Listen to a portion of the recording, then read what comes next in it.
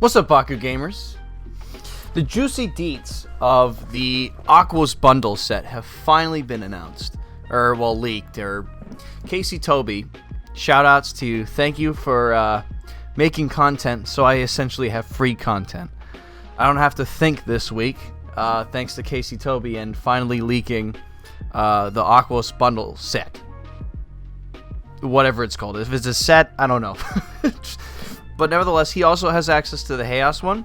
And a big fear that arose from these bundle sets, because he was talking a lot about them in the Discord, but was saving it for the video. And finally, one of the videos for the faction bundles has arrived, and that is the Aquos one.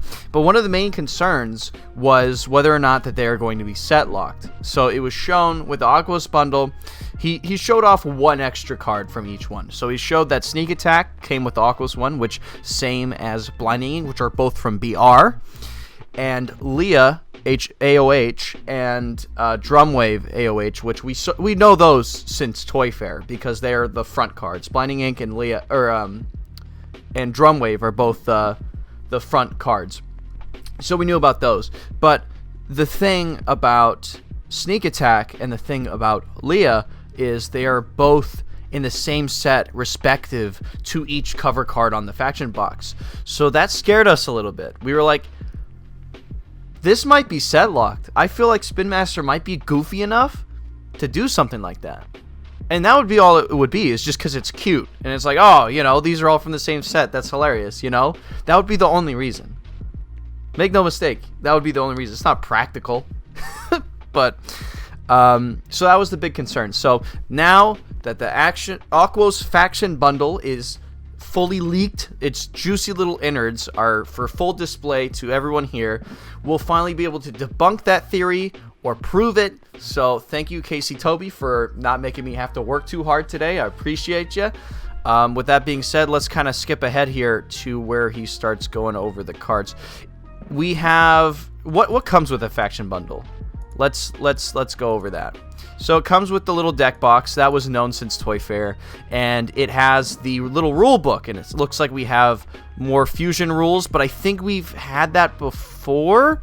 That might be new, so that alone might be worth getting it for, just so we have some more rulings, because we're just in the dark and so many. So it looks like they... Okay. FP. I think that's new. Okay. So it looks like it says fashion. So it looks like it says Fusion Force, but it comes with Armored Elite, and I believe kctoby was talking about how that is poo-poo. And yeah, Spin Master needs to relax with the inconsistencies with its advertised product and what it actually comes in. Like the mispackaging that is in this game is the most egregious I've ever seen in any TCG to date. It is seriously one of the biggest problems of well, it's not as one of the biggest, but it definitely comes off as very unprofessional. Not necessarily lazy, because I don't think it's about that, but it's just like get your ducks in a row here, because like this amount of mispackaging, it's crazy. But yeah, that's a minor thing. So here's where we get to the guts of the thing. So Sneak Attack, this is what we care about. This is what bad boys care about. This is what pro level players care about. This is what bad boys care about, is the cards that come with it. Are we right? And immediately from this pause screen, we see Absorb right there. Ignore Absorb. If you play Absorb, you know, good for you. Absorb's bad. I'm just saying. I'd rather play Sinkhole, because Sinkhole at least negates a hero card. And so far, it with Absorb being there, the set lock is absolved. It is absorbed. Absorb is from BB, so automatically we can debunk that theory. It's gone. Thank goodness. But does that mean that these cards are necessarily going to be good? No, because Sneak Attack is garbage. I've never seen anyone use Sneak Attack in their lives unless they're starting out and they open like 5 BR packs and it's a shiny card, and they use it. That's the only reason I see that card ever being used, is just out of ignorance. And that is what we at Magnus of YouTube are here to debunk. We are here to make people aware. We are here to make people non-ignorant. Sync is good. So absorb, sneak attack, Riptide. That was already in a starter deck. That sucks. That's kind of rough. Oh, is that Strata right there? Did I miss him? Ooh, that kind of scares me a little bit. That actually scares me a little bit. With Strata, I'm going to be hard pressed if we're going to see Shun in here. We saw Blinding Ink and Absorb, so it looks like they're not afraid to have two of very similar cards, because that's just negate, which is pretty much what Aquos is draw and negate. So we have two negates. What would be the problem with two draws? Riptide doesn't count. I cheated. I looked ahead. Riptide doesn't count, okay? But Strata is just the poor man's Shun. And then Riptide, right? What is this? What is this? Power Roll?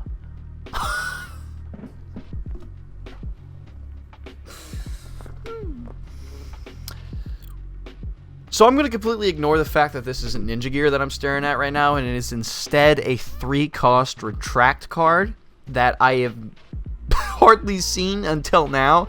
I didn't even know that was Age of Aurelus. With all the market watches I do where it's just Age of Aurelus, I didn't even know that was an Age of Aurelus card. Gotta be honest with you, Chief.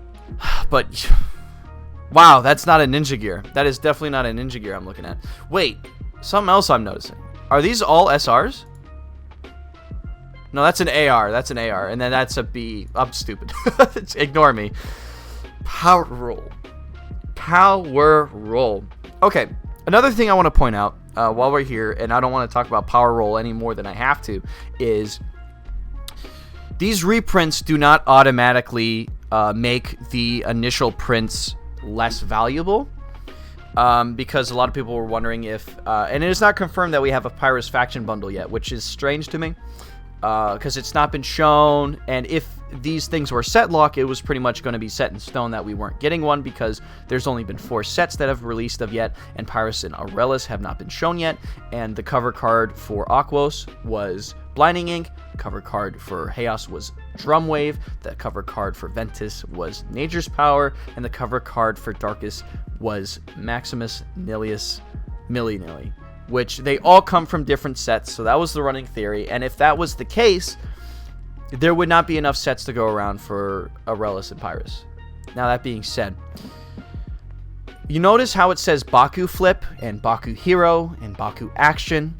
Since Fusion Force, that looks like the new tactic that they're going to go with, carrying through, kind of just more in stabilizing that Baku brand that they have going on. And the old action cards don't have that. Say Super Fuel from BR does not have that.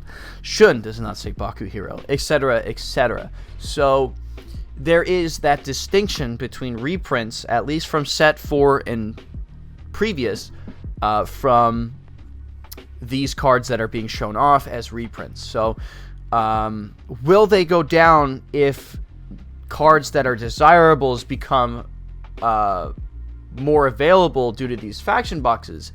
Yes, absolutely. That's how it works, because I have one too. You're not that.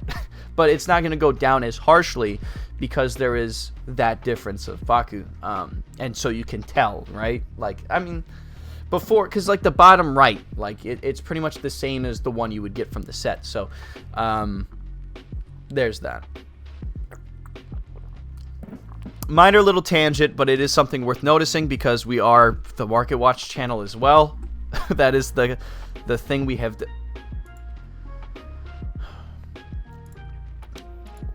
Whoa, he's flipping through them. Holy cow. Okay, let's just play Mud Pit.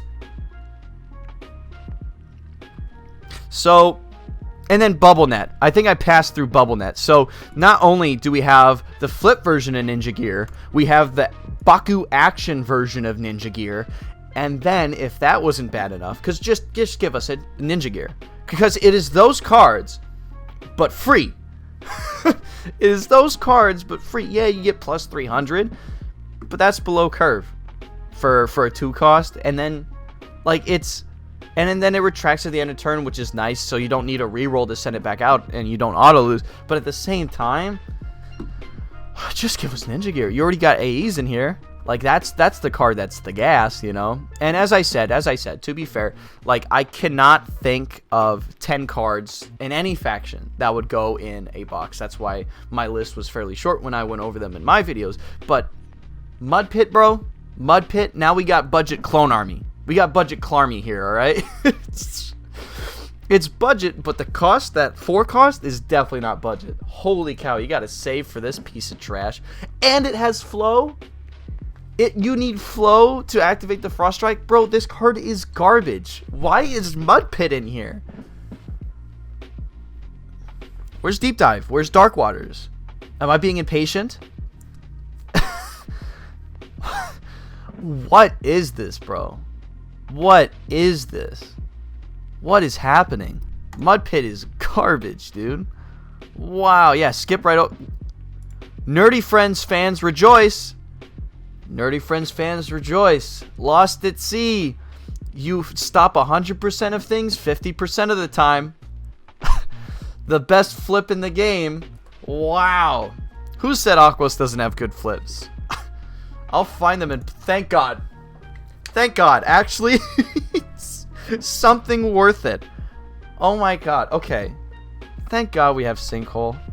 Wow, that card has been eluding so many people's grasp for so long. That 2 of has been, it's the second best negate card in the game. So I mean, it's good that people will finally be able to run their 2-ofs, because that's the most you run it at, because again, it is 4 cost. If you have a 4 cost that negates things, it's kind of expensive. Okay, that's what makes blinding so good. And then Hidden Treasure. Oh, that flip card that was good for 1 format. Glad to see we have that in our arsenal. I'm so glad to see that. So this is our rogue gallery for Aquos, the B team. Okay. In summary, because I know this video is kind of running on here. Oh, that's cool that that's actually really cool. It's not just a hex version, it actually goes out. Okay, that's really cool. And you can tell that it's different. Unlike the rest of the cards in the set, the bottom is different. You can tell that this is a promo. Wow, that's actually really neat that it goes outside of the borders there. Okay, so that's actually really freaking neat. I'm done saying that, but it's... what was I saying? It's still worth it, gonna be honest, because Armored Elite... Oh, and I guess they're lighter.